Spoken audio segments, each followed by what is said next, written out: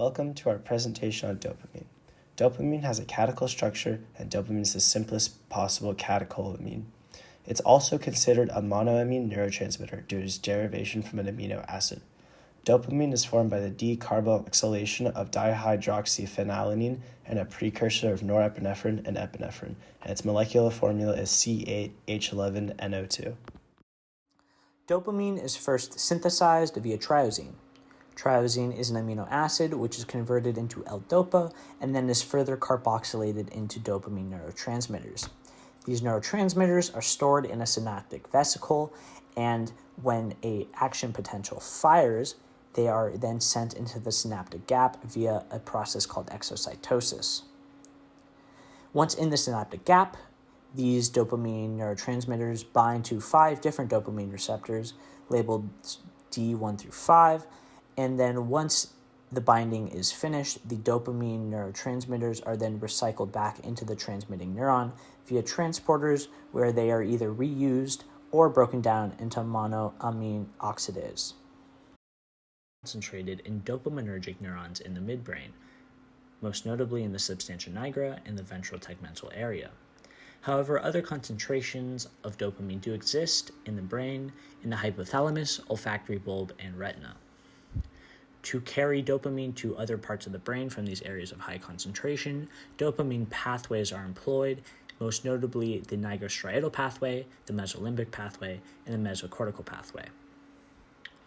However, dopamine isn't just limited to the brain or the central nervous system. Small concentrations of dopamine can be found all over the body, including the heart, the kidney, the colon, and the pancreas. Dopamine receptors are categorized into 2 subgroups, and between those 2 subgroups, there are 5 individual receptors. These 5 individual receptors are labeled D1 through 5, and each have slightly varying functions. D1 focuses on memory, attention, and impulse control. D2 focuses on locomotion, sleep, memory, and learning.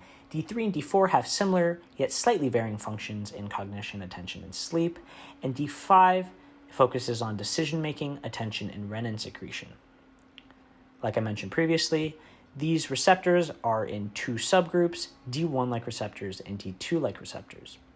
D1-like receptors are excitatory, which means they cause an influx in sodium in the postsynaptic neuron, which increases the chance for an action potential, while D2-like receptors are inhibitory, which means that they use chlorine to decrease the likelihood of an action potential. Here we see the postsynaptic cell reaction of dopamine, the nucleus accumbens component in the ventral stratum. The NAC component in the ventral stratum is a structure mediating emotion and motivational processing, has effects on reward and pleasure processing, and the limbic motor interface.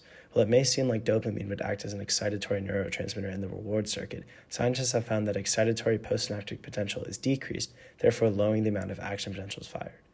Here we see in the graph of the NAC slice, the EPSP slope value is decreasing with the effects of dopamine. This shows that dopamine acts as an inhibitory neurotransmitter in the NAC. Dopamine is a quintessential neurotransmitter and has several roles in the nervous system.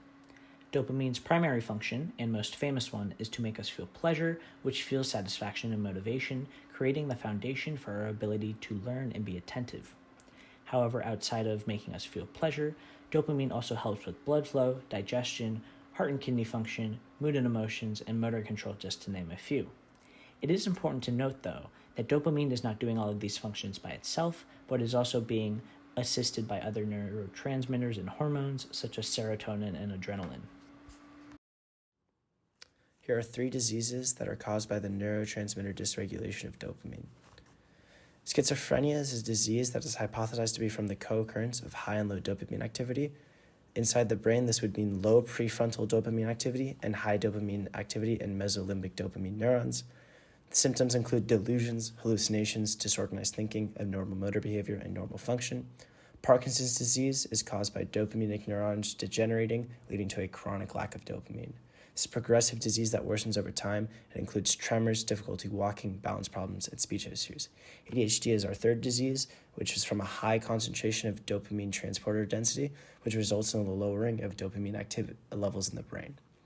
This disease includes difficulty focusing, impulsivity, and all-in-all hyperactivity.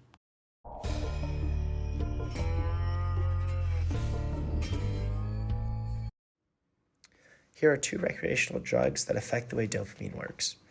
Methamphetamine is a substrate for the dopamine transporter that increases extracellular dopamine levels by competing with dopamine uptake and increasing reverse transport of dopamine via the transporter.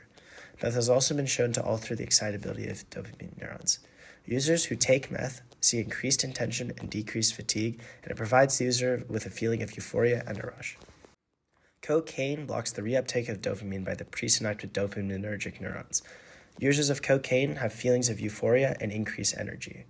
This image shows the dopamine transporter being blocked by cocaine, allows dopamine to remain in the extracellular state.